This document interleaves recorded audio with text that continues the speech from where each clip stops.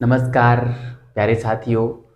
गुप्त काल हम पढ़ रहे थे और पिछली क्लास में हमने गुप्तों की जो अर्थव्यवस्था थी उसको पूरा पढ़ लिया था। आज की क्लास में हम गुप्तों का सामाजिक जीवन है उसको पूरा पढ़ने का प्रयास करेंगे। ठीक है, और प्रयास यही करेंगे कि पूरी हो ही जाए गुप्तों की सामाजिक व्यवस्था। फिर हम अगली क्लास में गुप्तों का जो कला वाला भाग है उसको हम देखेंगे। कला या जो भी धार्मिक पक्ष है जो भी है वो देखेंगे। ठीक है, और फिर हम गुप्त काल को जल्द से जल्द पूरा करने का प्रयास करेंगे ताकि हम अगला टॉपिक शुरू कर सकें। ठीक है, तो चलिए बिना समय लगाए मैं आता हूँ सीधा गुप्तों की सामाजिक जीवन पर। ठीक है, तो विद्यार्थियों हेडिंग डाल दीजिए गुप्त काल की सामाजिक, गुप्त काल, गुप्तकालीन सामाजिक जीवन, है ना, सामाजिक जीवन। ठीक है, गुप्तकालीन सामाजिक जीवन, इसमें हम दो तीन बिंदुओं को छुएंगे। इसमें सबसे पहले हम देखेंगे वर्ण व्यवस्था, है ना। वर्ण व्यवस्था कैसी थी, इसमें वर्ण संकरता को भी हम देखेंगे, वर्ण संकरता भी देखेंगे। दूसरा हम देख लेंगे महिला की स्थिति, है ना, महिला की स्थिति देखेंगे, जिसमें हम महिला की दोनों स्थितियों का जिक्र करेंगे, अच्छी और बुरी। ठीक है, अच्छी और बुरी दोनों स्थितियों को देखेंगे। और अगला जो बिंदु देखेंगे वो देखेंगे नवीन जातियों का उदय। ठीक है, नवीन जातियों का उदय। ठीक है, नवीन जातियों का उदय, तो ये बिंदु हम देखेंगे। और इसको छूते हुए गुप्त काल का जो सामाजिक जीवन है उसको पूरा पढ़ने का प्रयास हम करेंगे। ठीक है, तो चलिए बिना समय लगाए मैं आता हूँ वर्ण व्यवस्था के ऊपर, है ना। वर्ण व्यवस्था में क्या था ये सारे ही हम बात करने वाले हैं। ठीक है, तो आप हेडिंग डाल दीजिए वर्ण व्यवस्था और उसमें हम पढ़ना प्रारंभ करते हैं। ठीक है, तो देखिए इस समय जो वर्ण व्यवस्था थी वो मजबूती के साथ समाज में स्थापित हो चुकी थी, जबरदस्त तरीके से। और वर्ण व्यवस्था समाज में स्थापित हो गई थी, उसके हमको कुछ प्रमाण जो मिलते हैं वो विभिन्न स्रोतों से मिलते हैं। ठीक है, कैसे, जैसे बृहत संहिता एक ग्रंथ है ना। बृहत संहिता एक ग्रंथ है जिसमें चारों वर्णों का उल्लेख मिलता है और चारों वर्णों के लिए यह उल्लेख मिलता है कि उनके लिए अलग अलग बस्तियां होनी चाहिए, है ना। चारों वर्णों के लिए अलग अलग बस्तियां होनी चाहिए, जिसमें उनके मकानों की भी बात की गई। जैसे ब्राह्मण के मकान में 5 कमरे होने चाहिए, क्षत्रिय के मकान में 4 ही कमरे होने चाहिए, वैश्य के मकान में 3 और शूद्र के मकान में सिर्फ 2 कमरे होने चाहिए।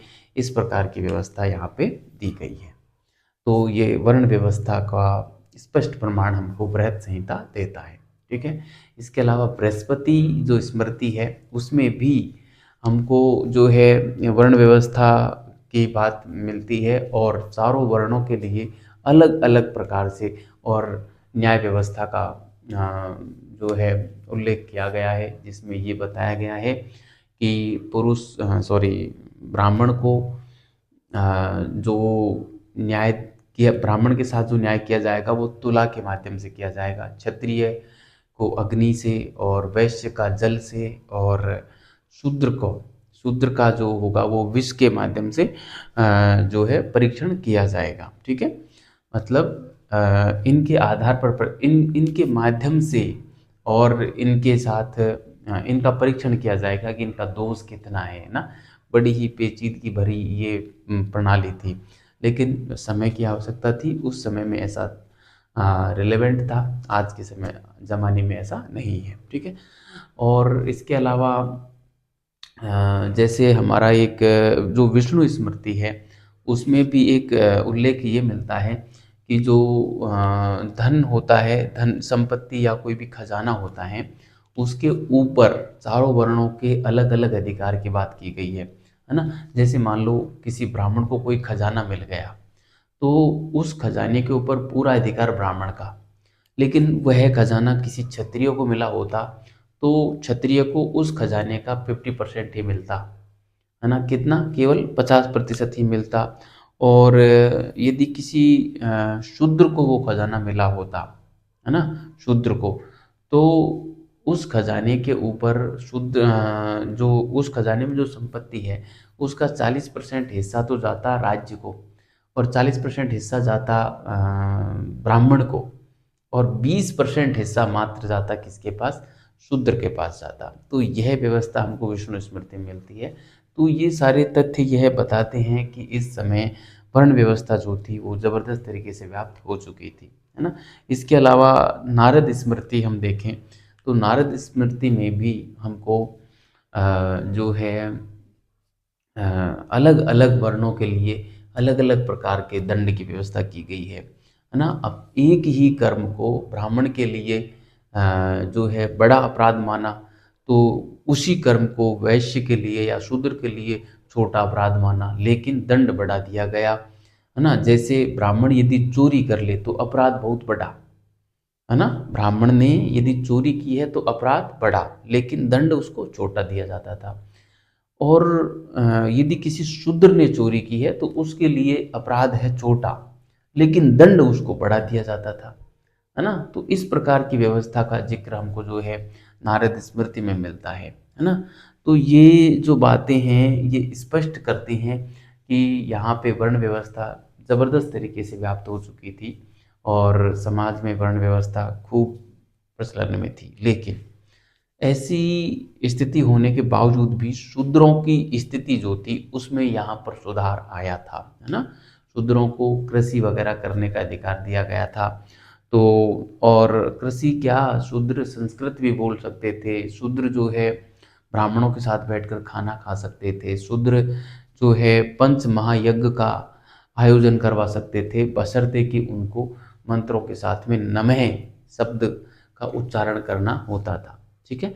तो इस प्रकार से जो है समाज में वर्ण व्यवस्था व्याप्त थी, और इस वर्ण व्यवस्था के कारण वर्ण संकरता पैदा हुई। वर्ण संकरता का मतलब कि जैसे जो पति पत्नी होते हैं वो यदि अलग अलग वर्णों से हों तो उनसे उत्पन्न होने वाली संतान वर्ण संकर कहलाती है, ठीक है। तो वर्ण संकरता भी इस समय आ गई थी समाज में, ठीक है। तो चलिए विद्यार्थियों, पहला जो पॉइंट है वो मैंने बोल के आपको पूरा सुना दिया है। अब मैं एक एक बिंदु को यहाँ पर लिखने का प्रयास करता हूँ। ज़्यादा समय नहीं लेंगे, शॉर्ट में इसको लिखकर और हम आगे बढ़ जाएंगे, ठीक है। मैंने पूरा बोल के सुना दिया है, अब ज़्यादा इसमें समय लेने की आवश्यकता मुझे नहीं लगता कि यहाँ पर होगी, ठीक है। तो चलिए मैं यहाँ पे लिखने का प्रयास करता हूँ, आप भी इसको लिखिए। वर्ण संकरता, सॉरी, वर्ण व्यवस्था की हम बात कर रहे हैं। वर्ण व्यवस्था आप हेडिंग डाल दें और इसमें हम लिखने का प्रयास करते हैं, ठीक है। हम इसमें यही लिखेंगे जो मैंने पहले बोल के बता ही दिया है कि इस समय समाज में इस समय समाज में इस समय समाज में वर्ण व्यवस्था भली भांति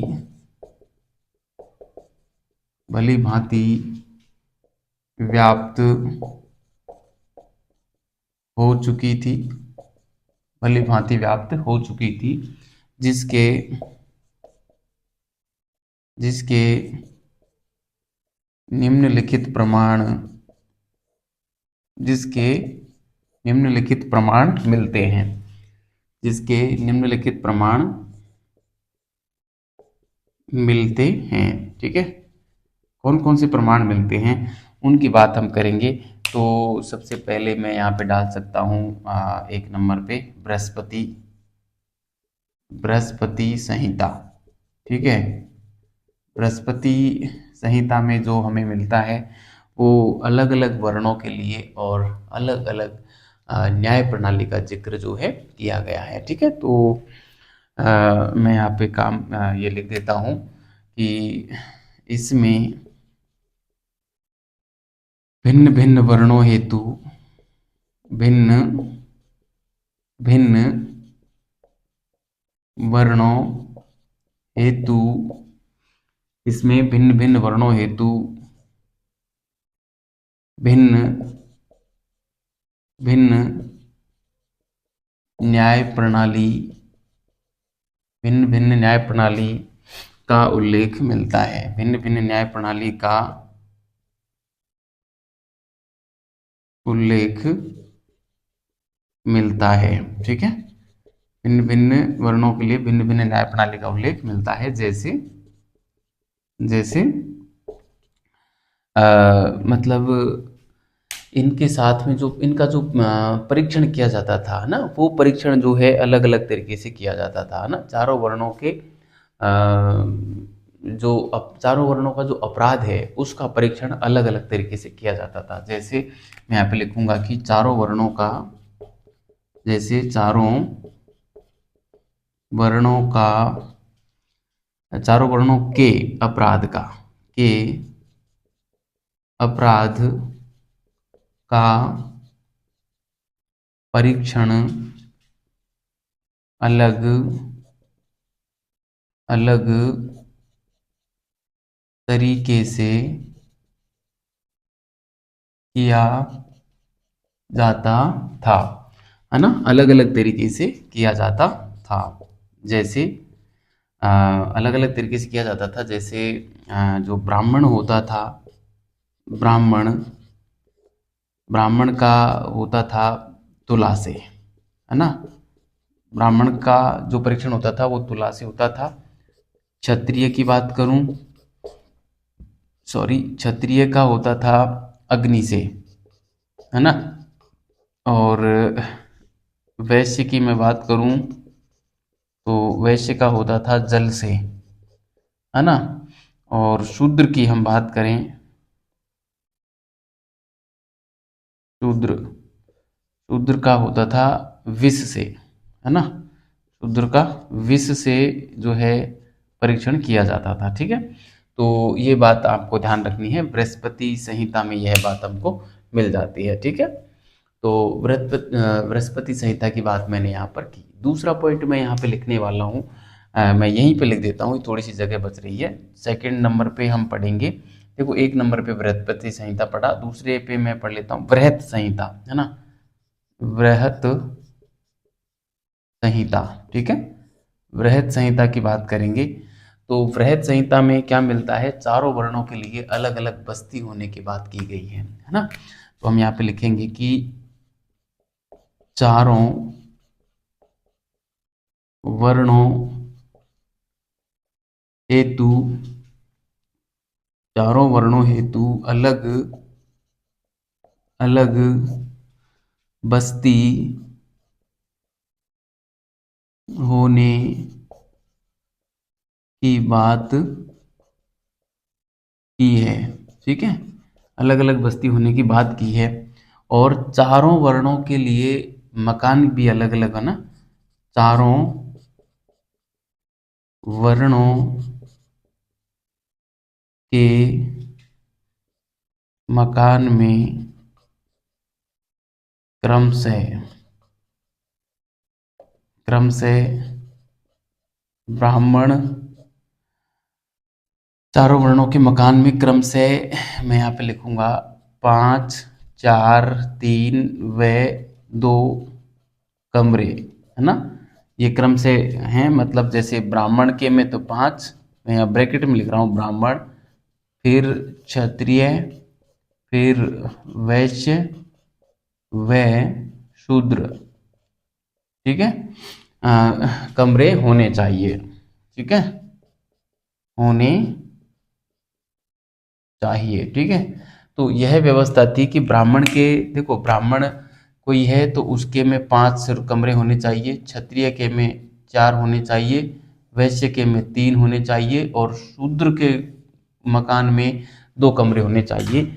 सॉरी, यह व्यवस्था जो है किस में की गई थी, बृहत संहिता में की गई थी। अब बताइए, इस प्रकार की व्यवस्था उस जमाने में हुआ करती थी कि मकान में कमरे तक फिक्स थे।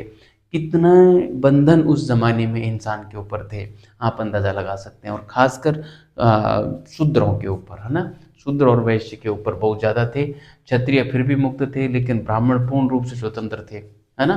तो क्या व्यवस्था रही होगी, किस प्रकार से इंसान का जीवन उस जमाने में रहा होगा, आप अंदाजा लगा सकते हैं। ठीक है, आप इसको उतारें विद्यार्थियों, मैं इसको मिटा रहा हूँ और मैं आगे की बात और करता हूँ, ठीक है। तो आप वर्ण व्यवस्था हम पढ़ रहे हैं, मैं इसको मिटा ही देता हूँ वर्ण व्यवस्था, क्योंकि बहुत जल्द जल्द मिटाना पड़ेगा वरना फिर हमको आधा सा बोर्ड तो वैसे ही भर जाता है।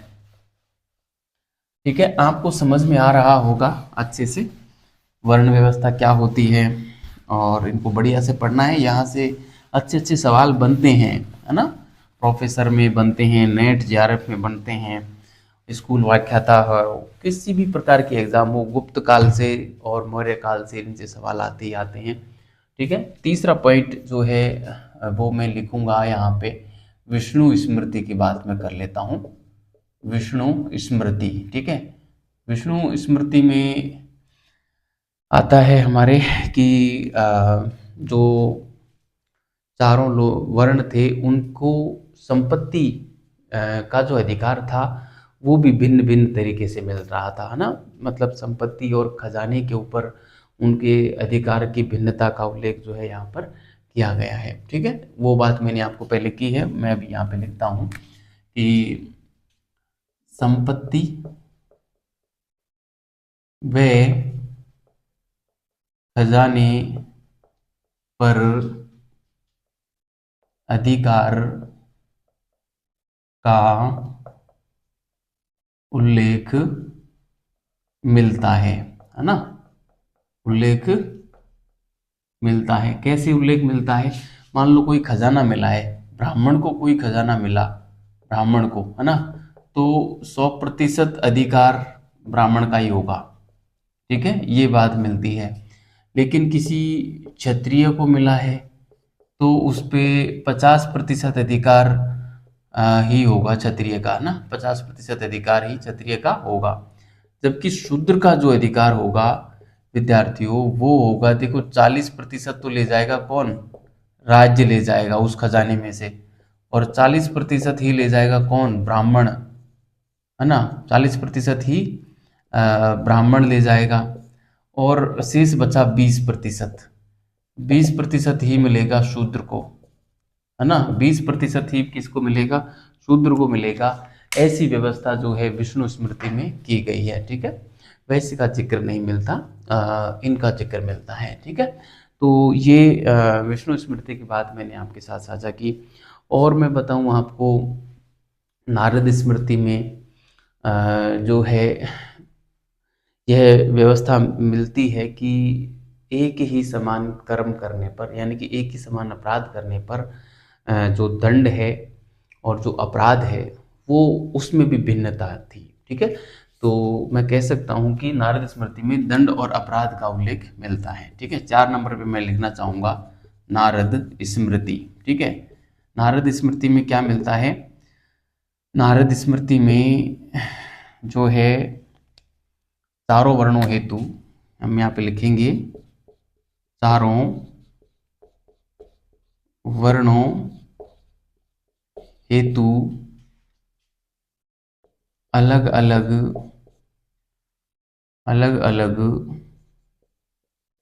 दंड व अपराध, अलग अलग दंड व अपराध का उल्लेख मिलता है।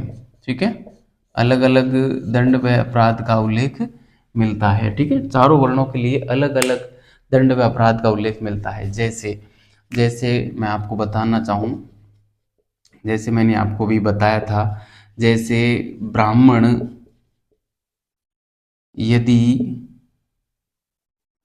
यदि चोरी करता है, चोरी करता है, तो अपराध जो होगा इसका अपराध कैसा होगा?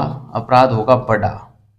ठीक है, ब्राह्मण चोरी करता है तो ब्राह्मण का अपराध बहुत बड़ा है, लेकिन दंड जो इसको दिया जाएगा वो छोटा दिया जाएगा, है ना। दंड क्या दिया जाएगा? छोटा दिया जाएगा।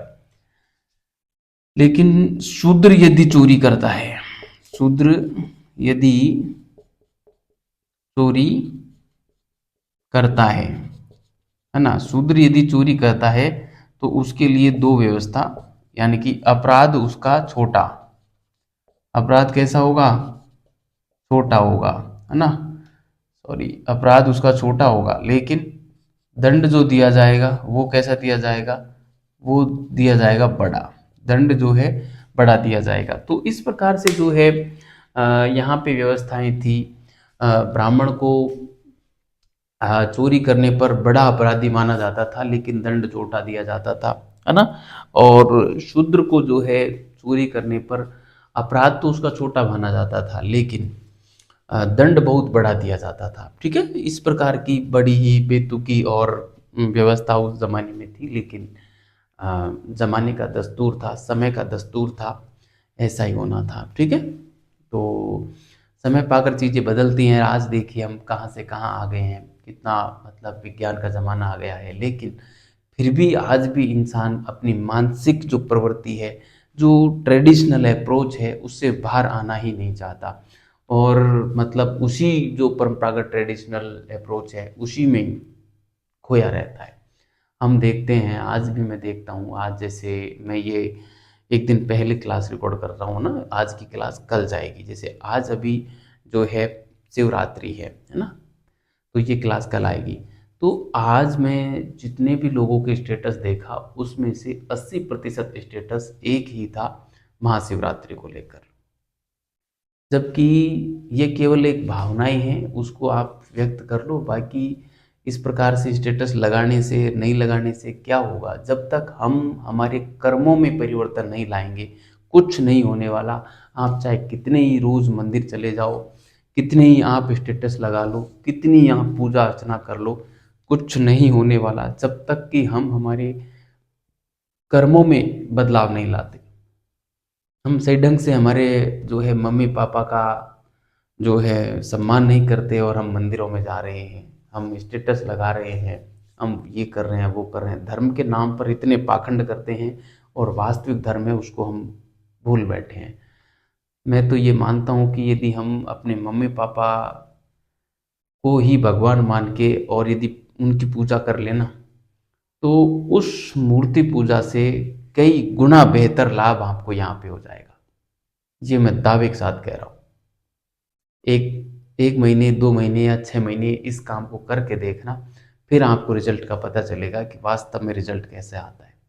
आप किसी भी अच्छे दिन आप ऐसे किसी भी एक पारलौकिक देवता की या एक काल्पनिक देवता की तस्वीर के स्टेटस के बजाय आप अपने मम्मी पापा का स्टेटस और एक देवता के रूप में लगा के देखना कि ये एक बहुत बड़े देवता है। और वे हमारे लिए तो इससे बड़े देवता और हो भी कौन सकते हैं, जिन्होंने हमें खुद जन्म दिया है और इतना बड़ा किया है, लेकिन फिर भी उनके स्टेटस नहीं लगते, मम्मी पापा के स्टेटस नहीं लगते, और ऐसे लोगों के स्टेटस लगते हैं जिनको हमने आज तक देखा नहीं है, और सिर्फ बस एक किंवदंतियाँ चली आ रही हैं कि ऐसे कोई भगवान हुए थे, ऐसे कोई देवता हुए थे। ठीक है, आपकी भावनाएं हैं, आप उनको मानिए, लेकिन मेरा जो उद्देश्य है वो कहने का वो ये है कि अपने मम्मी पापा को तवज्जो दीजिए, अपने घर में जो बड़े सदस्य हैं उनको तवज्जो दीजिए, तो आपके सारे काम वैसे ही सफल हो जाएंगे। यकीन मानना, और इसको 2-4 महीने, 5 महीने, 6 महीने अपना के देखना, तब जाके पता चलेगा, है ना? आपको परिणाम मिलेगा, अवश्य मिलेगा। लेकिन इस ट्रेडिशनल सोच से बाहर आओगे तब आप अपने मम्मी पापा को देवता मान सकोगे।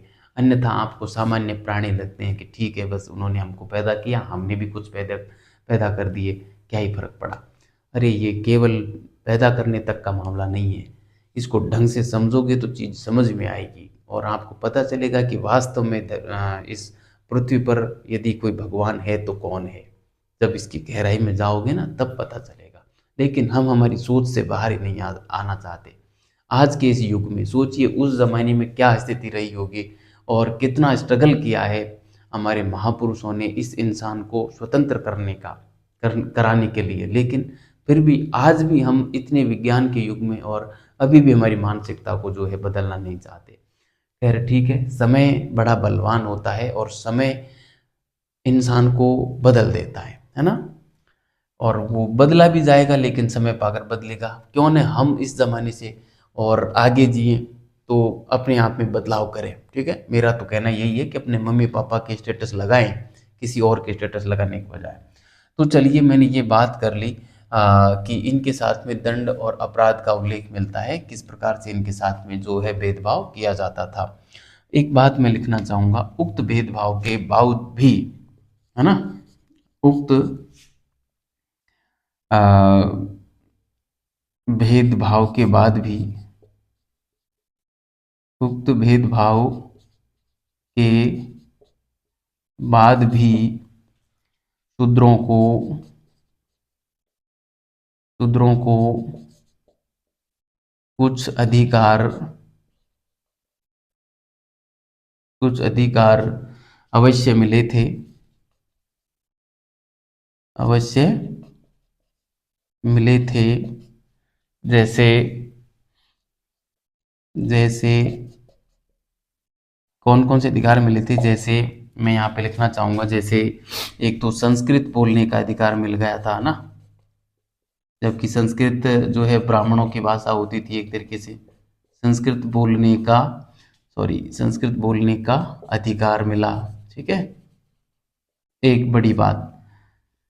दूसरी बात, ब्राह्मणों के साथ खाना खा सकते थे, है ना, ब्राह्मणों के साथ खाना खा सकते थे, ठीक है। और एक बात है कि ये पंच महायज्ञ कर सकते थे ना, पंच महायज्ञ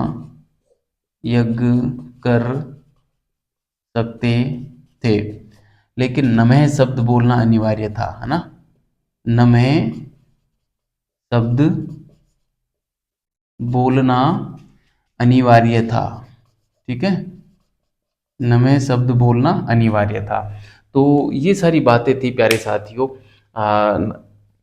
ठीक है, मतलब ये अधिकार मिल गए थे शूद्रों को, ठीक है। तो देखो, वर्ण व्यवस्था के कारण वर्ण संकरता भी समाज में व्याप्त हो चुकी थी, ठीक है। वर्ण संकरता क्या होता है, जैसा कि मैंने अभी बोल के बताया था कि अलग वर्ण का पुरुष और अलग वर्ण की स्त्री दोनों जब विवाह कर लेते हैं, तो ऐसी स्थिति में उनसे जो संतान उत्पन्न होती है वो वर्ण संकर कहलाती है, ठीक है। तो यह बात मैं लिखना चाहूँगा। कहाँ पे लिखें, ये जगह बच रही है, इसमें मैं लिख देता हूँ, आ जाएगी, ठीक है, फिर इसको मिटा देंगे हम। तो मैं अलग कलर के पेन से जो है इसको लिखना चाहूँगा। देखिए यहाँ पे मैं लिख रहा हूँ वर्ण संकर, वर्ण संकर। वर्ण संकर क्या होता है, वर्ण संकर जाति, है ना, वर्ण संकर जाति ये होती है कि इसमें हम लिखेंगे कि जब जब भिन्न भिन्न वर्ण के पति पत्नी हों, जब भिन्न भिन्न वर्ण के पति पत्नी हों तो जब भिन्न भिन्न वर्ण के पति पत्नी हों तो जब भिन्न भिन्न वर्ण के पति पत्नी हों तो उत्पन्न संतान हो, तो उनसे उत्पन्न संतान क्या कहलाती है, वर्ण संकर कहलाती है ना, वर्ण संकर कहलाती है, ठीक है, वर्ण संकर कहलाती है। तो इस प्रकार की व्यवस्था यहाँ पर थी। वर्ण संकर जातियाँ यहाँ पे खूब जो है उत्पन्न हुई थी, ठीक है। ये भी दो प्रकार की थी, जैसे अनुलोम प्रकार का विवाह है, यानी कि उच्च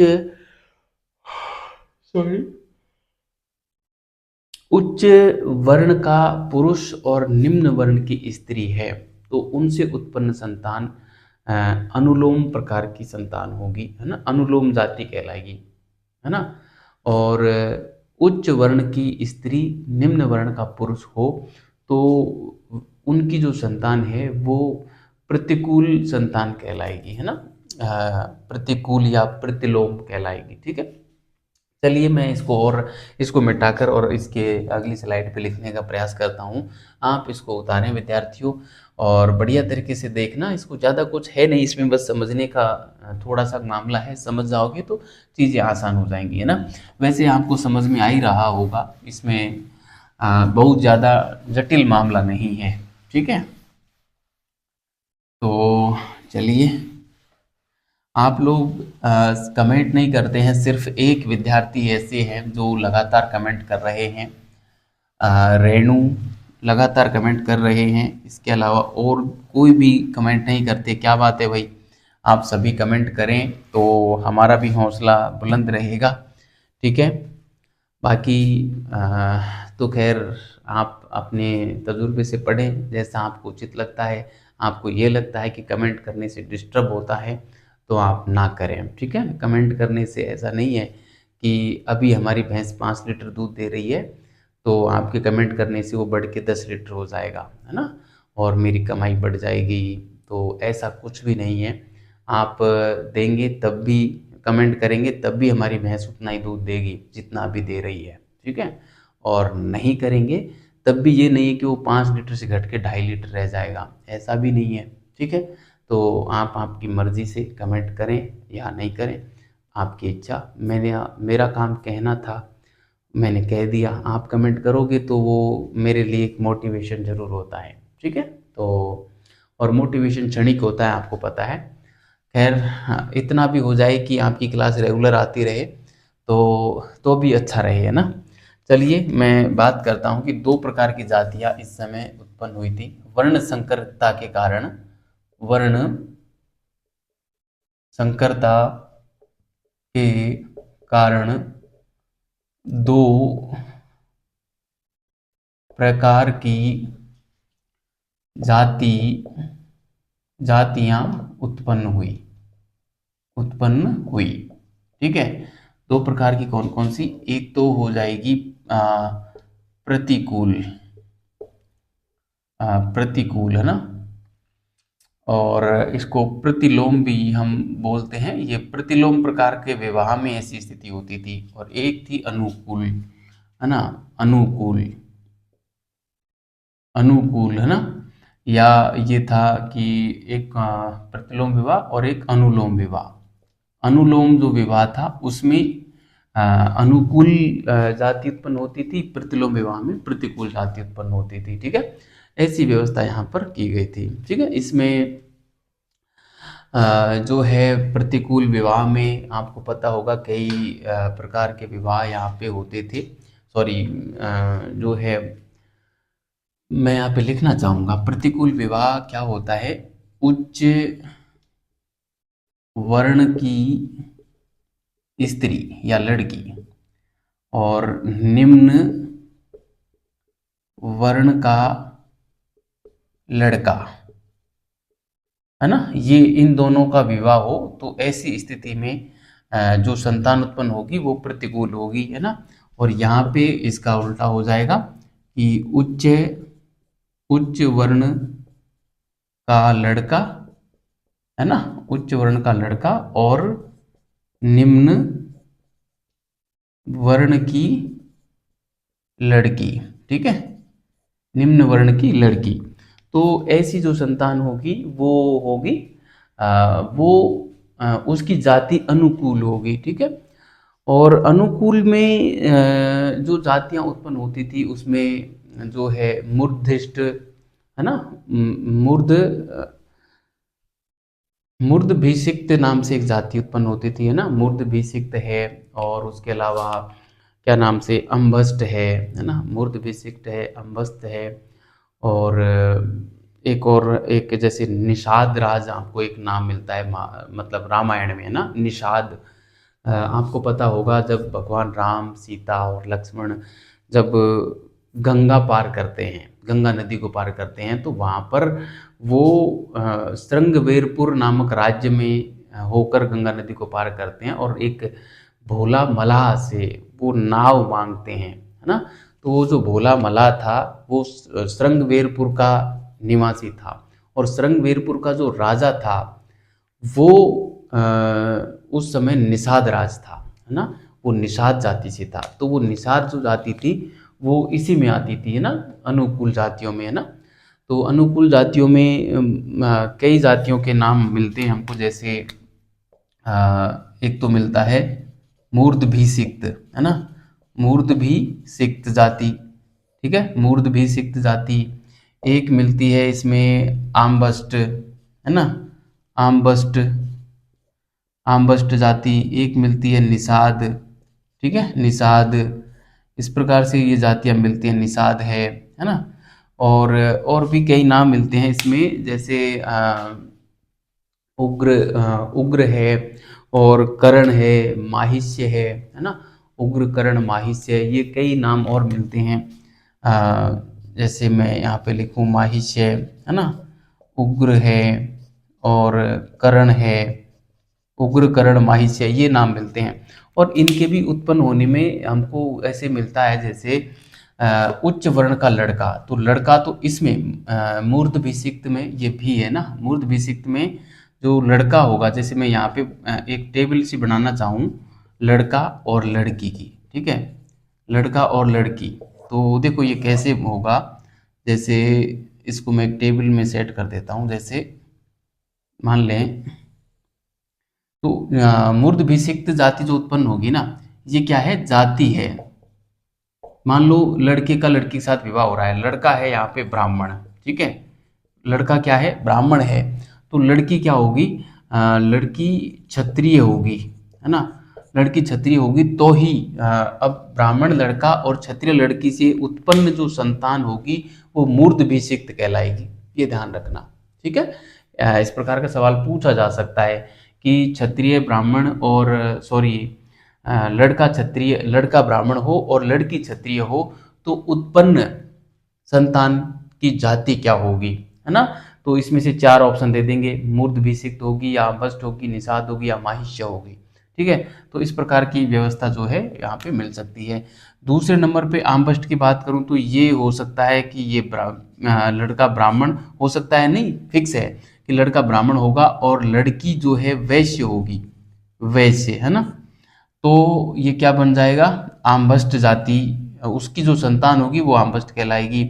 ऐसे ही ब्राह्मण जो है यहाँ पे लड़का और शूद्र लड़की हो, शूद्र लड़की हो तो क्या होगा, निषाद बनेगा, ठीक है, समझ में आ रही होगी बात, है ना। और इसके बाद मान लो लड़का हो जाए क्षत्रिय, है ना, तो लड़की क्या होगी फिर, क्या ब्राह्मण होगी क्या, लड़की ब्राह्मण नहीं होगी। क्यों नहीं होगी, क्योंकि यहाँ पे हम उच्च वर्ण का लड़का निम्न वर्ण की लड़की की बात कर रहे हैं। जब लड़का क्षत्रिय है तो ब्राह्मण लड़की हो ही नहीं सकती, है ना, ये ध्यान रखना, ये कंसेप्ट है, इस प्रकार का सवाल पूछा जा सकता है ना। तो लड़की क्या होगी, यहाँ पे वैश्य ही होगी, है ना, वैश्य होगी, तो ये कौन सी संतान होगी, ये माहिष्य कहलाएगी, ठीक है। और यहाँ पे एक स्थिति और बनेगी, वो बनेगी जैसे ये लड़का है क्षत्रिय, तो लड़की यहाँ पर शूद्र हो सकती है, क्या हो सकती है, शूद्र। ऐसी स्थिति में उत्पन्न संतान क्या कहलाएगी, उग्र कहलाएगी, ठीक है, क्या कहलाएगी, उग्र। और अब देखिए कर्ण जो संतान होगी वो होगी वैश्य, तो लड़का, और शूद्र लड़की, है ना, क्योंकि वैश्य यदि लड़का है तो ब्राह्मण या क्षत्रिय लड़की नहीं हो सकती, क्योंकि वैश्य से अपने से छोटी जाति की, अपने से नीचे जाति की लड़की होनी चाहिए, तो ही अनुकूल विवाह बनेगा। तो यहाँ पे क्या व्यवस्था बनेगी, वैश्य तो हो लड़का और शूद्र हो लड़की, तो इन दोनों से उत्पन्न जो संतान होगी वो क्या कहलाएगी, कर्ण कहलाएगी, ठीक है। तो इस प्रकार की व्यवस्था यहाँ पर बनती है ना। ऐसे ही इस प्रतिकूल विवाह में भी बनती है, प्रतिकूल विवाह में भी इसी प्रकार का मामला चलता है। उसमें भी जो है जैसे सूत पुत्र कर्ण को कहा गया है महाभारत में ना, तो वो जो सूत पुत्र होता है वो क्षत्रिय तो पिता, और माता यदि ब्राह्मण हो, है ना, क्षत्रिय पिता और माता यदि ब्राह्मण हो, तो वो सूत, उससे उत्पन्न जो संतान होती है वो सूत कहलाती है, ठीक है। तो क्षत्रिय पिता और ब्राह्मण माता। ऐसे ही यदि वैश्य तो हो पिता और ब्राह्मण हो माता, तो वो कहलाता है वैदेहक, है ना। वो क्या कहलाता है? वैदेहक। ठीक है, तो इस प्रकार से सूत है, वैदेहक है, मागध है ना, चांडाल है। तो ये प्रतिकूल जातियां थी, है ना। सूत, वैदेहक, मागध, चांडाल और एक तक्ष, और तक्ष नाम से और मिलता है, तक्ष नहीं, छत नाम से मिलता है, और त्वैता के नाम से मिलता है ना, छत या त्वैता। ठीक है, वो नाम से और मिलता है। तो मैं यहाँ पर भी जो है आपको कुछ जातियों के नाम लिखाना चाहूँगा। जैसे सूत है, एक तो जाति हो गई सूत, है ना। एक हो गई वैदेहक, है ना। सूत है, वैदेहक है। वैदेहक में भी आपको पता होगा, जैसे जो सीता, माता सीता जो थी, उसके पिता जो थे वो वैदेही कहलाते थे। जनक, है ना, जनक क्या कहलाते थे? वैदेही कहलाते थे, है ना। तो हो सकता है कि उनका भी इस प्रकार से रहा होगा ना। सूत है, वैदेहक है, मागध है ना, मागध, और चांडाल है ना, चांडाल। इसके अलावा सूत, मागध, वैदेहक, चांडाल, और अ, तवता, तवता या छत, है ना। और एक है आयोगव, आयोगव, है ना। देखो इनका ये क्रम आपने ध्यान रख लिया ना, तो ये क्रम तो ऑटोमेटिक आपके जहन में आ जाएगा, है ना। जैसे मैं इस क्रम को बताने का प्रयास करूँ आपको, तो मैं पहले इनके बीच में एक रेखा डाल देता हूँ। इस क्रम को आप ध्यान रख लेना बस, तो आपको जो है पूरी चीज़ पता चल जाएगी। ठीक है, जैसे मैंने ये बना दिया। ठीक है, ये तो हो गई जाति, है ना, ये क्या हो गई? जाति। ठीक है, और यहाँ पे मैं डाल देता हूँ लड़की, और यहाँ पे मैं डाल देता हूँ लड़का। ठीक है, अब इसमें देखो उच्च वर्ण की तो स्त्री होगी, तो स्त्री में सबसे पहले यहाँ पे डाल देता हूँ ब्राह्मण, है ना, ब्राह्मण की स्थिति। और निम्न वर्ण का लड़का, ब्राह्मण से नीचे क्या होता है? क्षत्रिय, है ना। ये क्रम है एक तरीके से, है ना।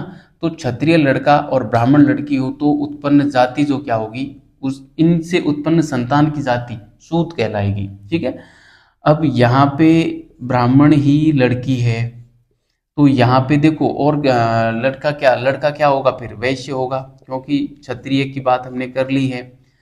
एक बार फिर ब्राह्मण लड़की आएगी, तो यहाँ पे क्या आ जाएगा? शूद्र लड़का आ जाएगा। ठीक है, ये स्थिति बनेगी। अब लड़की ब्राह्मण होने की तीन शर्तें हो गई, तो उस स्थिति में ये तीन वर्ण आ गए। ठीक है, अब लड़की यदि क्षत्रिय हो जाए, क्षत्रिय हो, है ना, तो लड़का क्या होगा फिर? लड़का चूंकि इससे छोटा ही होगा, है ना, क्षत्रिय से छोटा होगा, तो ब्राह्मण तो हो नहीं सकता। लड़की जब क्षत्रिय है तो लड़का क्या होगा फिर? सॉरी, लड़का होगा वैश्य, है ना। यहाँ पे हम लिखते हैं वैश्य। ठीक है, और लड़की, है ना, लड़की यदि क्षत्रिय है तो एक तो लड़का वैश्य हो सकता है, एक लड़का शूद्र हो सकता है। ठीक है, ये स्थिति बनेगी। तो वैश्य लड़का, क्षत्रिय लड़की, इन दोनों से उत्पन्न जो संतान होगी उसकी जाति क्या कहलाएगी? चांडाल कहलाएगी, है ना। चांडाल नाम से आपको पता है, एक चांडालिका नाम से एक नाटक भी चलता है रविंद्रनाथ टैगोर का। ठीक है, अब लड़की यदि यहाँ पे मैं डालूं वैश्य है, तो लड़के की एक ही स्थिति होगी कि लड़का शूद्र होगा। ठीक है, क्या होगा? शूद्र होगा। ठीक है, ये कुछ जातियां थी जिनका हमको उल्लेख मिलता है। ये क्रम आप ध्यान में रखना, आपके सारे सवाल क्लियर हो जाएंगे। ठीक है, क्रम ही ध्यान रखना, ये निश्चित क्रम ध्यान रखना, तो आपके सारे सवाल क्लियर हो जाएंगे। वैसे इस ऐसा सवाल पूछा जा सकता है कि निम्नलिखित में से कौन जाति प्रतिकूल जाति कहलाती है, या कौन अनुकूल जाति कहलाती है। ठीक है, इस प्रकार का सवाल आजकल बनने लगा है, ध्यान रखना। क्योंकि पेपर का लेवल आप देखते हो, बहुत स्टैंडर्ड का पेपर आजकल बनने लगा है, तो ऐसी स्थिति में यहाँ से सवाल बनना लाजमी है। ठीक है, तो आप इसको थोड़ा सा क्रम ध्यान रखना, तो आपके सारे सवाल ठीक हो जाएंगे। तो ये था प्यारे साथियों, वर्ण व्यवस्था और वर्ण संकरता की बात मैंने यहाँ पे कर ली है। ठीक है, अब हम अगला पॉइंट जो गुप्तकालीन सामाजिक जीवन कर रहे थे, उसमें हम पढ़ेंगे महिला की स्थिति क्या थी। ठीक है, महिला की स्थिति पढ़ लेंगे, फिर कुछ जातियां उत्पन्न हुई उसकी बात करेंगे, नवीन जातियां, जिसमें हम कायस्थों की बात करेंगे, महेतरों की बात करेंगे, बस, ज़्यादा नहीं है। स्त्री की स्थिति थोड़ा सा बड़ा पॉइंट है और फिर जाति में कुछ भी नहीं है, ठीक है। तो आप इसको उतारें, मैं इसको मिटा रहा हूँ और स्त्रियों की कैसी स्थिति थी उसकी हम बात करते हैं, ठीक है। उतारना बढ़िया से, आपको इसको खूब पढ़ना है, बार बार पढ़ना है, तो आपको सारी चीज़ें समझ में आ जाएंगी, ठीक है। इन जातियों को नाम ध्यान रख लेना इसी क्रम में, तो आपको ये पूरा जो सारणी मैंने बनाई है ये पूरी समझ में आ जाएगी बढ़िया तरीके से, ठीक है। और बार बार पढ़ोगे ना तो चीज़ जहन में छप जाती है, ठीक है। मेरे को भी ये ऐसा नहीं है कि याद रहती है, लेकिन जब बार बार पढ़ते हैं तो फिर चीज़ याद हो जाती है ना, ठीक है। तो चलिए, महिला की स्थिति हम पढ़ते हैं, हेडिंग डालते हैं महिला की स्थिति, ठीक है। महिला की स्थिति को हम पढ़ते हैं, तो महिला की स्थिति में हम दो पक्ष देखेंगे, है ना। एक तो देखेंगे कि अच्छी स्थिति के पक्ष में कौन कौन से मत दिए जा सकते हैं ना, अच्छी स्थिति के पक्ष में तर्क, ठीक है। अच्छी स्थिति थी महिला की, उसके पक्ष में हम क्या तर्क दे सकते हैं उसकी हम बात करते हैं, ठीक है। तो मैं आपको बताना चाहूँगा, दो तीन तर्क देना चाहूँगा। जैसे एक तो जो कालिदास का एक ग्रंथ है अभिज्ञान शाकुंतलम, उसमें अनुसैया का नाम मिलता है और अनुसैया को इतिहास की ज्ञाता बताया गया है। सॉरी, क्या बताया गया है? अनुसैया को इतिहास की ज्ञाता बताया गया है। ऐसी स्थिति में हम अंदाज़ा लगा सकते हैं कि महिलाओं को शिक्षा दी जाती थी, ठीक है, क्योंकि शिक्षा दी जाएगी तब ही महिला इतिहास की ज्ञाता बन सकती है, ठीक है। एक बात तो ये, दूसरी हमको एक और उदाहरण मिलता है अमरकोश में। अमरकोश में महिलाओं को आचार्या व उपाध्याया कहा गया है ना। तो आचार्य होना, उपाध्याय होना भी महिला के विद्वत होने का संकेत है, ठीक है। दो हो गए। तीसरा एक याज्ञवल्क्य स्मृति है। याज्ञवल्क्य स्मृति में यह बात मिलती है कि यदि पति की मृत्यु हो जाए तो उसके धन पर पहला जो अधिकार होगा वो स्त्री का होगा, ठीक है। तो ये भी बहुत बड़ी बात है, चूंकि नारद स्मृति जो है वो पति की मृत्यु के बाद पति की संपत्ति पर पुत्र का अधिकार मानती है ना, नारद स्मृति। जबकि याज्ञवल्क्य स्मृति किसका अधिकार मानती है? स्त्री का अधिकार मानती है, ठीक है। तो ये तीन चार कारण बड़े महत्वपूर्ण हैं। इसके अलावा और जैसे महिला विधवा का पुनर्विवाह होने की भी बात हमको नारद स्मृति और पाराशर स्मृति में मिल जाता है। वो ये कहती हैं कि यदि स्त्री का पति विदेश चला गया हो, है ना, 7 साल से घर नहीं आया हो, ठीक है, ऐसी स्थिति में महिला पुनर्विवाह कर सकती है। और किसी महिला का पति की डेथ हो गई हो तो भी वो पुनर्विवाह कर सकती है ना। यदि किसी महिला का पति पतित हो गया हो, व्यभिचारी हो गया हो, तो भी महिला दूसरा विवाह कर सकती है ना। यदि किसी महिला के पति को असाध्य बीमारी हो गई हो, लाइलाज बीमारी हो गई हो, जिसका इलाज होना मुमकिन नहीं है, तो ऐसी स्थिति में भी महिला अपना जो है दूसरा विवाह कर सकती है। ये अधिकार इन महिलाओं को दिए गए थे। सॉरी। और इस प्रकार से दोबारा जो विवाह करने वाली महिला थी उसको अमरकोश में पुनर्भू कहा गया है ना, पुनर्भू कहा गया है। इसके अलावा महिलाओं की अच्छी स्थिति के पक्ष में हम एक बात और ये दे सकते हैं कि जैसे सिक्कों के ऊपर, गुप्तों के जो सिक्के थे उनके ऊपर रानियों का उल्लेख होना भी महिलाओं का प्रभाव, महिलाओं की अच्छी स्थिति का द्योतक है, ठीक है। और जैसे कौटिल्य का जो अर्थशास्त्र था मौर्य काल में हमने पढ़ा, उसमें स्त्री धन की बात की गई थी। ऐसे ही गुप्त काल में जो कात्यायन है, कात्यायन, उन्होंने अविवाहिता को अविवाहिता को भी स्त्री धन रखने का अधिकार दिया है। तो ये सारी चीज़ें महिला के अच्छी स्थिति के पक्ष में तर्क हम दे सकते हैं, ठीक है।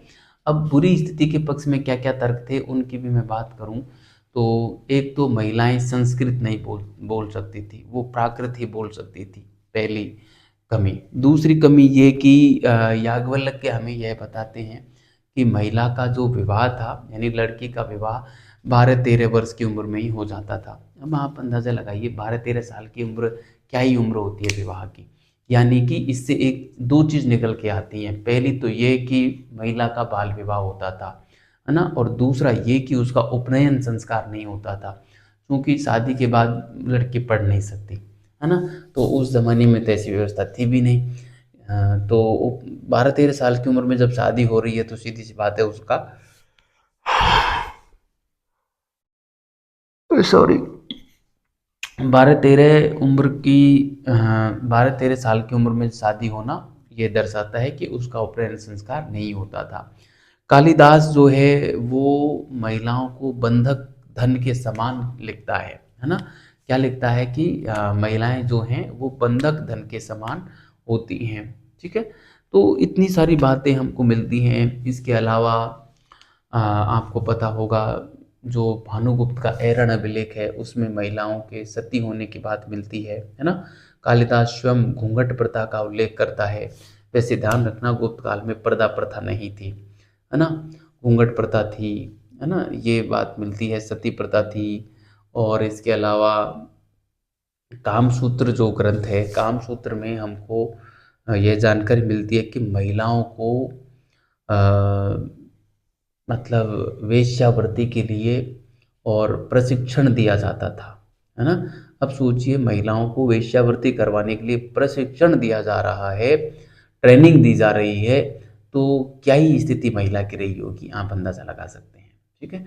तो चलिए अब हम बात करते हैं, एक एक पक्ष को हम यहाँ पे लिख लेते हैं। मैंने एक साथ बोल के आपको बता दिया है, ठीक है?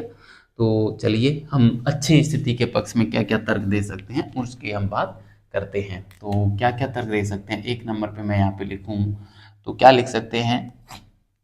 अ, जैसे कालिदास ने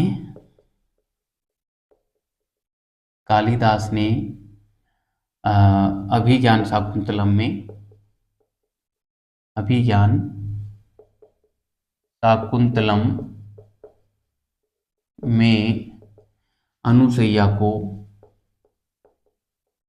अनुसैया को इतिहास की ज्ञाता बताया है ना? इतिहास की ज्ञाता बताया, ठीक है? इतिहास की ज्ञाता बताया, एक बात है ना? तो यह दर्शाता है कि जो संभ्रांत परिवार थे, जो बड़े परिवार थे, उसमें स्त्री को पढ़ाया जाता था, है ना? एक बात। दूसरी बात यह है कि अमरकोश में ये शायद ये वाला आएगा, अमरकोश में महिलाओं हेतु महिलाओं हेतु क्या शब्द आए हैं? आचार्य व उपाध्याया उपाध्याया शब्दों का उल्लेख मिलता है, शब्दों का उल्लेख मिलता है, ठीक है? तो ये दोनों शब्द भी हमको महिला की अच्छी स्थिति का संकेत करते हैं, अच्छी स्थिति की ओर संकेत करते हैं, ठीक है? इसके अलावा याज्ञवल्क्य स्मृति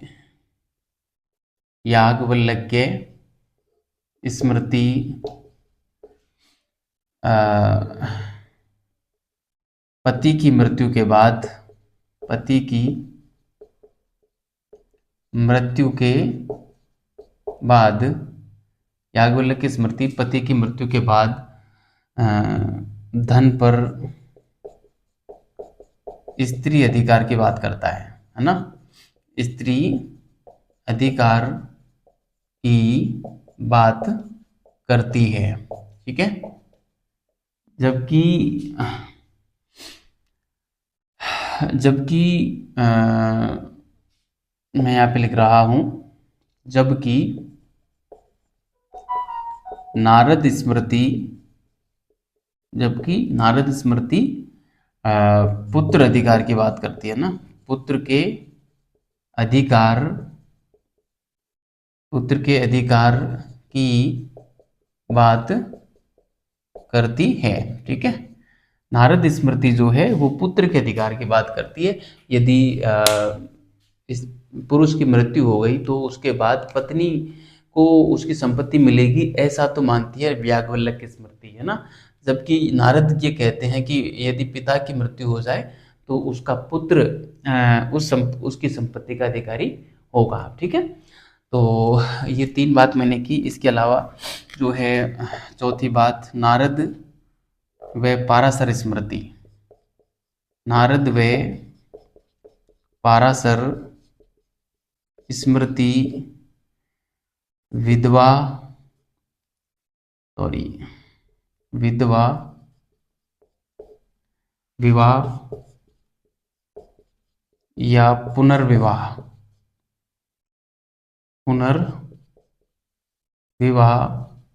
का उल्लेख करते हैं, है ना, का उल्लेख करते हैं। मतलब महिला जो है, स्त्री जो है, उसका पुनर्विवाह हो सकता है, उसके लिए शर्तें रखते थे। नारद ने क्या शर्तें रखी, शर्तें क्या रखी कि महिला कब पुनर्विवाह कर सकती है।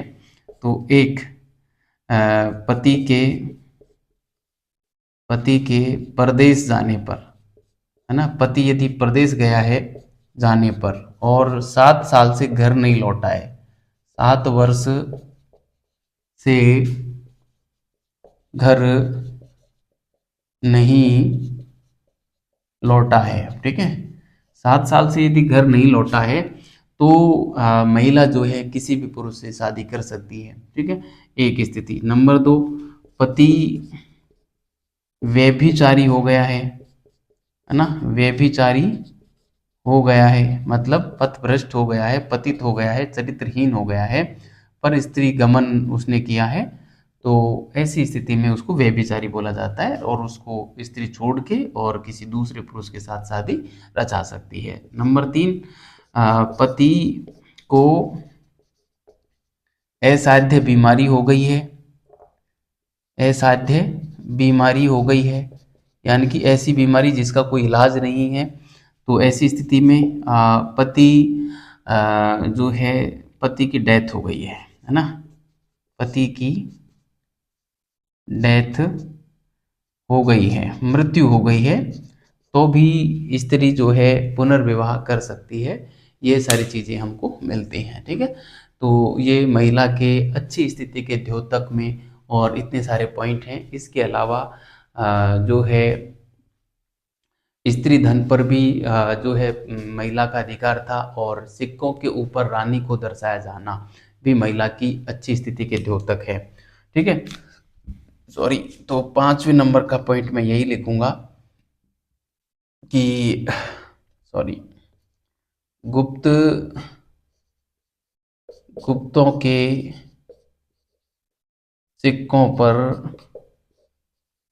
सिक्कों पर रानियों का अंकन, है ना, रानियों का अंकन, और एक स्त्री धन पर अविवाहिता का अधिकार, अविवाहिता का अधिकार होना। ठीक है, स्त्री धन पर अविवाहिता का भी अधिकार था, तो ये भी एक अच्छी स्थिति का द्योतक है महिला के लिए। ठीक है, तो ये था प्यारे साथियों, अच्छी स्थिति की मैंने बात की। अब मैं बात कर लेता हूँ महिला की बदतर स्थिति के बारे में। ठीक है, आप इसको उतारें बढ़िया तरीके से, मैं इसको मिटा रहा हूँ। यहाँ पे आएगा नहीं, यहाँ वरना यहाँ पे लिख लेते। ठीक है, आप इसको उतारें, मैं इसको मिटा रहा हूँ, और हम महिला की बुरी स्थिति की अब बात कर लेते हैं। ठीक है, अच्छी स्थिति अब हम लिखते हैं बदतर स्थिति के पक्ष में। ठीक है, बोल के वैसे मैंने आपको सुना दिया है, अब मैं बस लिख कर और जो है आगे बढ़ता हूँ। ठीक है, कुछ लोग ऐसे हैं जो मेरी क्लासों को सिर्फ सुन रहे हैं, वो देखते नहीं हैं पूरी, या नोट्स नहीं बनाते, तो उनके लिए ये चीज़ बेहतर होती है कि मैं एक बार बोल के सुनाऊं और उसके बाद मैं इसको लिखूं, तो जब लिखूं तब वो स्किप भी कर सकते हैं। ठीक है, इस स्थिति में मुझे नुकसान रहेगा लेकिन आप लोगों को फ़ायदा रहेगा, और आप आपका फ़ायदा ज़रूर देखें, क्योंकि मेरा तो वॉच टाइम आज नहीं तो कल बढ़ जाएगा, ठीक है? लेकिन आपके लिए ये वैकेंसी बड़ी महत्वपूर्ण है और आपको यही लगता है कि हम सिर्फ रिवीजन कर रहे हैं, तो ऐसी स्थिति में मैं जो बोलता हूँ उसी को आप सुन के और बाकी वीडियो स्किप कर दो। अब आगे से मैं ये प्लान बना रहा हूँ कि जो भी 1 डेढ़ घंटे की क्लास होगी उसको मैं पहले सीधा खड़ा होके एकदम एक साथ बोल के पूरी क्लास को सुना दूँ, आप लोगों को समझा दूँ, ठीक है? ताकि आप कम समय में और पूरा रिवीजन एक साथ कर सको और उसके बाद मैं जो है आपको लिखा दूँगा, जिनको लिखना होगा वो लिखें और जिनको सुनना है वो सुनकर आगे बढ़ जाएँ, ठीक है? ऐसी भी मैं जो है प्लानिंग कर रहा हूँ, ठीक है? तो ये कैसी रहेगी प्लानिंग, आप कमेंट बॉक्स में कमेंट करके ज़रूर बताना और जितने अधिक लोग बताएँगे तो मैं इसको इस प्रणाली को अपनाऊँगा, ठीक है? वरना फिर मैं मेरी गति से ही चलूँगा। तो चलिए मैं बदतर स्थिति के बारे में बात कर लेता हूँ। बदतर, ठीक है? बदतर स्थिति में क्या-क्या बातें थी? पहली बात जो मैंने आपसे की वो पहली बात है मैंने की कि एक तो संस्कृत बोलने का अधिकार नहीं, है ना? संस्कृत भाषा बोलने का अधिकार नहीं, है ना? अधिकार नहीं, एक बात। दूसरी दूसरी ये कि याज्ञवल्क्य हमें ये बताते हैं, याज्ञवल्क्य क्या बताते हैं? याज्ञवल्क्य के अनुसार महिला लड़की का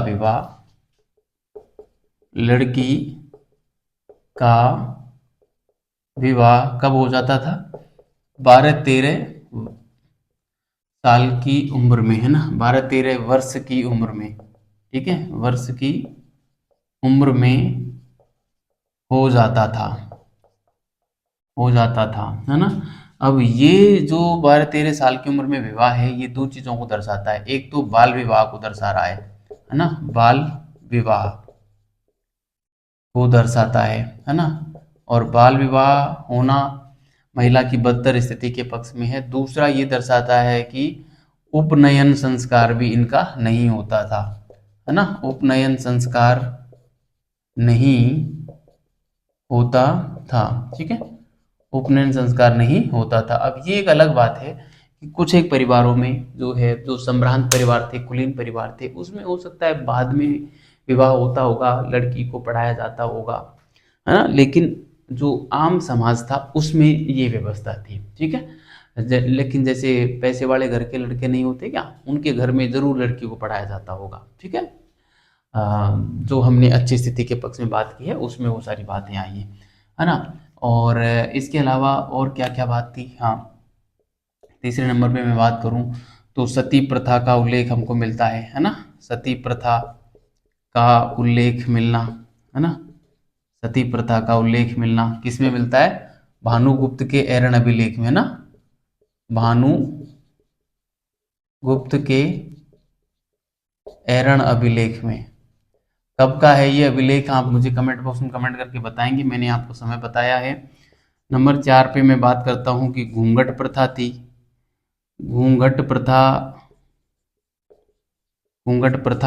थी, है ना? कालिदास के अनुसार कालिदास घूंघट प्रथा का उल्लेख करता है, लेकिन ध्यान रखना पर्दा प्रथा नहीं थी, है ना?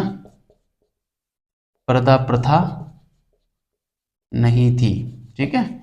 ये बात ध्यान रखना। इसके अलावा और जो है कामसूत्र में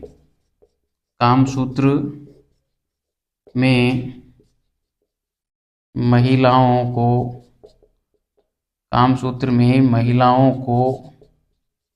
वेश्यावृत्ति हेतु ट्रेनिंग दी जाती थी, है ना? प्रशिक्षण दिया जाता था,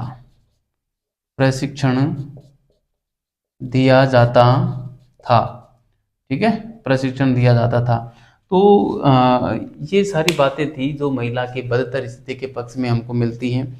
इसके अलावा एक उपापतक नाम से एक और उपाधि तो क्या थी, स्त्री को एक नाम दिया जाता था जो पर पुरुष गमन स्त्री होती थी, है ना? मतलब जो किसी पराये पुरुष के साथ शारीरिक संबंध बनाती थी, ऐसी स्त्री को उपापतक नाम इन लोगों ने दिया हुआ था, है ना। तो उपापतक नाम का मिलना भी स्त्री के बदतर स्थिति के पक्ष में एक संकेत करता है। तो मैं यहाँ पे 6 नंबर पे मैं लिख सकता हूँ उपापतक। ठीक है, उपापतक क्या था? उपापतक था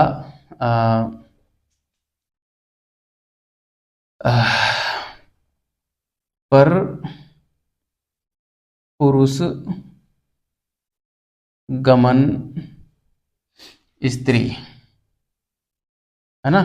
पर पुरुष गमन स्त्री को पर उपापतक नाम दिया गया है, मतलब पराये पुरुष के साथ गमन करने वाली अपने जो देसी भाषा में भाग गई, है ना, उसके लिए उपापतक नाम दिया गया है। ठीक है, तो ये महिलाओं की सारी स्थितियां थी। बदतर स्थिति की हमने बात कर ली, और जो है अच्छी स्थिति की भी हमने बात जो है वो कर ली है। ठीक है, तो देखो यहाँ पे बहुपत्नी प्रथा का भी उल्लेख मिलता है, सोम की 2 पत्नियां होने की बात भी मिलती है ना। तो बहुपत्नी प्रथा की भी मैं बात यहाँ पे कर सकता हूँ। 7वें नंबर पे बहुपत्नी प्रथा भी प्रचलित थी।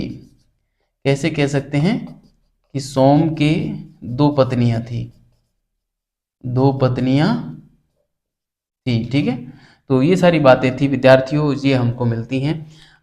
महिला की अच्छी और बदतर दोनों स्थिति की बात मैंने यहाँ पर कर ली है। ठीक है, अब मैं आपको कुछ नवीन जातियों के बारे में बताना चाहूँगा, जिसमें एक तो कायस्थ जाति है और एक मेहतर है। ठीक है, उसकी बात मैं यहाँ पर कर लेता हूँ। ठीक है, नवीन जातियों का उदय, आप एक छोटी शेडिंग डालें, नवीन जातियों का उदय। ठीक है, नवीन जातियों के उदय में एक तो बात हम करेंगे कायस्थों की, है ना। इम्पोर्टेंट है कायस्थ। कायस्थ जो होते थे विद्यार्थियों, ये लिपिक होते थे, है ना। लिपिक या इनको जो है कार्णिक भी बोला जाता था, लिपिक या कार्णिक, है ना। लिपिक या कार्णिक इनको बोला जाता था। और ये लेखक भी होते थे, है ना, लिपिक कार्णिक या लेखक भी होते थे। और इनका पहली बार उल्लेख हमको जो मिलता है वो याज्ञवल्क्य के स्मृति में मिलता है, लेकिन उस समय तक ये एक वर्ग विशेष के रूप में ही थे, है ना। जाति के रूप में इनका पहली बार उल्लेख औशनम स्मृति में मिलता है। ये बात पूछी जाती है कि कायस्थों का पहली बार जाति के रूप में उल्लेख कहाँ मिलता है, तो जो औशनम स्मृति है उसमें कायस्थों का पहली बार उल्लेख जाति के रूप में मिलता है। लेकिन सवाल ये आए कि कायस्थों का पहली बार उल्लेख कहाँ मिलता है। देखो, कायस्थों का पहली बार उल्लेख होना वो है याज्ञवल्क्य स्मृति में, लेकिन कायस्थों का पहली बार जाति के रूप में उल्लेख होना वो है औशनम स्मृति में। ठीक है, और ये क्या थे?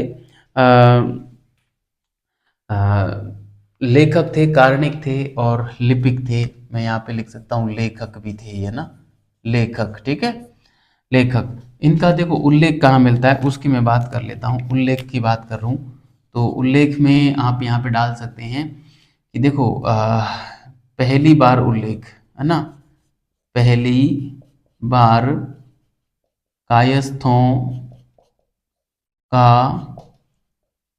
उल्लेख कहाँ मिलता है? याज्ञवल्क्य स्मृति में मिलता है ना, याज्ञवल्क्य स्मृति में। ठीक है, याज्ञवल्क्य स्मृति में जो मिलता है वो इसमें एक वर्ग के रूप में मिलता है ना, वर्ग के रूप में मिलता है। ठीक है, वर्ग के रूप में। लेकिन पहली बार मैं यहाँ पे लिखूं, पहली बार जाति के रूप में उल्लेख, पहली बार जाति के रूप में जो उल्लेख मिलता है वो मिलता है औशनम स्मृति में, है ना। औशनम स्मृति में जो है पहली बार जाति के रूप में उल्लेख मिलता है। ठीक है, तो इम्पोर्टेंट है ये बात, ध्यान रखना। मैं मोस्ट लगा देता हूँ इसको, कायस्थों से सवाल जो है अक्सर पूछा जाता है, आप इम्पोर्टेंट लगा देना इसको। ठीक है, कायस्थों का पहली बार उल्लेख याज्ञवल्क्य स्मृति, कायस्थों का पहली बार जाति के रूप में उल्लेख औशनम स्मृति, यह बात आपको ध्यान में रखनी है। इसके अलावा मुद्रा राक्षस है और राजतरंगिणी है, इसमें भी कायस्थों का उल्लेख जो है हमको मिल जाता है। ठीक है, तो मैं यहाँ पे लिखना चाहूँगा अन्य जगह उल्लेख, है ना, अन्य उल्लेख जो मिलता है इनका वो कहाँ मिलता है? मुद्रा राक्षस, मुद्रा राक्षस, एक मृच्छकटिकम, मृच्छकटिकम, राजतरंगिणी, राजतरंगिणी, इन सभी में जो है इनका उल्लेख मिलता है कायस्थों का। ठीक है, और इस समय की जो दूसरी जाति थी उसका नाम देखो, एक तो मैंने यहाँ पे लिख दी, दूसरी मैं यहाँ पे लिखना चाहूंगा मेहतर। मेहतर जो थी ये भी एक जाति थी। ठीक है, जाति तो क्या ही थी, मेहतर एक प्रकार से जो ग्राम परिषद होती थी, ग्राम परिषद उसका सदस्य था ये, लेकिन कालांतर में जो है इसको जाति बना दिया गया, है ना, मेहतर। मैं यहाँ पे लिखना चाहूंगा ग्राम परिषद का सदस्य।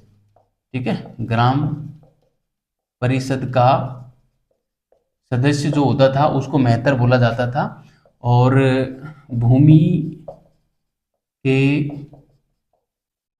हस्तांतरण की जानकारी, भूमि के हस्तांतरण की जानकारी रखता था, है ना, भूमि का जो हस्तांतरण होता था उसकी जानकारी रखता था, ग्राम परिषद का सदस्य था। कालांतर में यह जाति बन गई। ठीक है, मैं यहाँ पे लिखना चाहूंगा कालांतर में यह जाति बन गई। ठीक है, कालांतर में यह जाति बन गई, ये तर है, कालांतर में यह जाति बन गई। तो ये था प्यारे साथियों मेहतर के बारे में हो गया, और इसी के साथ हमारा जो गुप्त काल का सामाजिक जीवन है वो हमारा यहाँ पर पूरा होता है। अगली क्लास में हम गुप्तों की जो कला है या जो धार्मिक जीवन है वो हम पढ़ेंगे। तब तक आप इसको बढ़िया तरीके से तैयार कीजिए और इस क्लास को ज़बरदस्त तरीके से शेयर कीजिए, सभी के साथ इसको शेयर कीजिए ताकि मेरा भी मोटिवेशन बना रहे, अच्छे व्यूज़ आएँ, अच्छा वॉच टाइम आए। ठीक है, चलिए मिलते हैं अगली क्लास में, तब तक के लिए बहुत बहुत धन्यवाद।